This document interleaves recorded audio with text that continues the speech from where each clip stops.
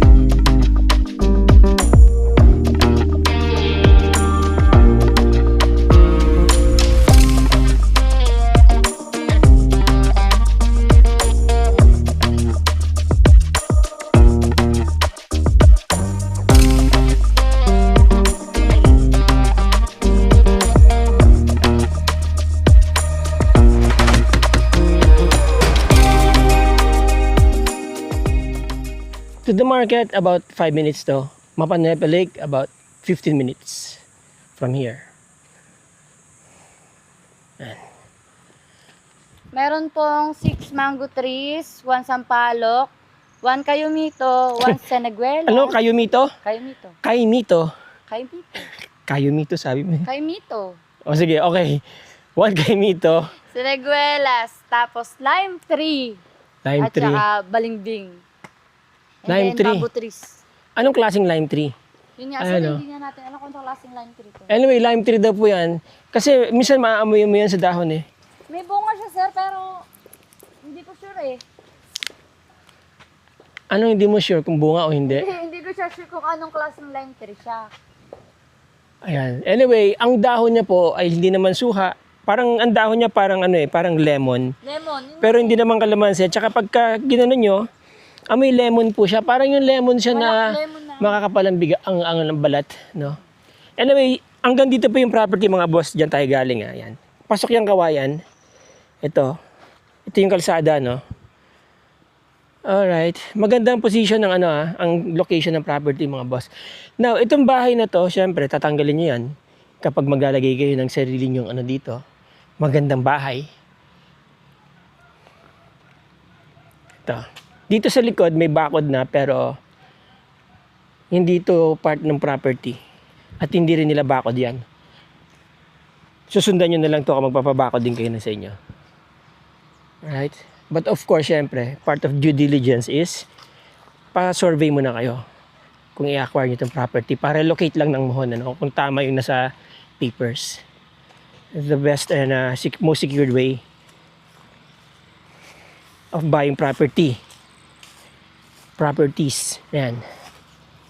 Tapos ito, diretso yan doon. Kung saan sinabi ko sa inyo, ito yung private road, di ba? Papasok doon sa bahay na yan. No? Yan. Alright, yan, pasok yung kawayan, mangga. Then dito parang meron silang parang may malalim dito. Parang may fish pond. Ay, meron nga. Meron kayong pwedeng gawing fish pond dito mga boss. Mini fish pond nyo. Yan o. Ayusin nyo na lang yan. Di ba? Hindi natuyo yung tubig oh. O, ibig sabihin, pag magpapakabit kayo ng poso dito o source ng tubig, mababaw lang. But then again, pwede nyo pong i-utilize to. Malalim naman na. Diba? I-improve nyo na lang kung gusto nyo gawing fish pond.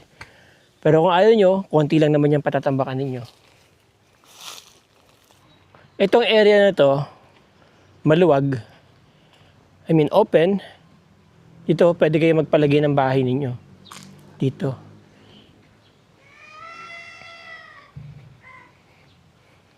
Depende na yan sa magiging architect ninyo kung kailangan may mga putuling puno dito. Pero sayang naman, di ba? Lilinisan na lang itong mga kawayan.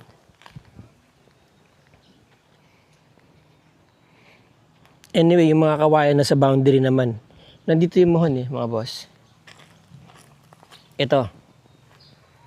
Nandito pa yung Mohon. Alright, yan. Yan yung Mohon, no? So, kapag sinundan nyo yung Mohon, tumbok yung kawayan, hindi pasok tong mangga dito sa kanan. So, yan. Tumbok po yung kawayan. Hanggang doon. Diba? So, nasa boundary yung kawayan. Okay, ito po hindi kasama to. Kalsada na uli yan. Sa kabila niyan, main thoroughfare yan. Agpalo. Street, parang avenue na rin yan. Going to Mapanuepe, Benguet, hanggang doon sa bundok, no? Sa Minahan. Tapos, pupunta ng pinaka-downtown ng San Marcelino. Alright? Yan mga boss. For sale itong property na to. Tanong natin yung mga ibang kailangan natin malaman na details kay Ma'am Ems. Hello, Ma'am. Hapon. Magandang umaga, magandang gabi. Magandang tanghali. Magandang hapon. Saan man kayo naroroon? Cemented road. Okay, oo. Yan ay cemented road. So, semento hindi naman ito, Ma'am, di ba? Alright, so there you go mga boss, mga ma'am, mga sir. Kita nyo naman yung property, maganda location, di ba? Ang ganda ng setting niya. Kasi kita nyo may mountain view dito, malapit sa Mapanuepe Lake, at malapit sa school. Essentials. School lang tong katabi, di ba? Yes, malapit lang. Okay, ma'am, gaano kalaki yung distance. property? 1,794. Sarah, 94, no? 1,794. Tama. 1,794. Kumusta naman ang title nito? Solo title. Solo title, mabilis ang transfer. Yes. Yun, mabilis ang transfer mga boss ha, solo title kasi. Tapos, clean naman ano? Yes. Clean, alright. Magkano binibenta? 2,500,000 po. 2,500,000 po binibenta yung Opo. property or 2.5 million pesos mga boss, mga sir. So yung mga gusto pong mag-schedule ng kanilang tripping sa lugar na to, nandyan po ang aming contact details mga boss, mga sir. Nandyan din po sa description ng video yung iba pang details ng property. So there you go mga boss, mga sir. Papaalam na po kami ni Ma'am Emeline. Again, maraming salamat po sa inyong time. Maraming salamat sa inyong oras. Till the next video po. Alright, till the next video mga boss, mga sir. Let's be grateful every day. Ciao. Yeah.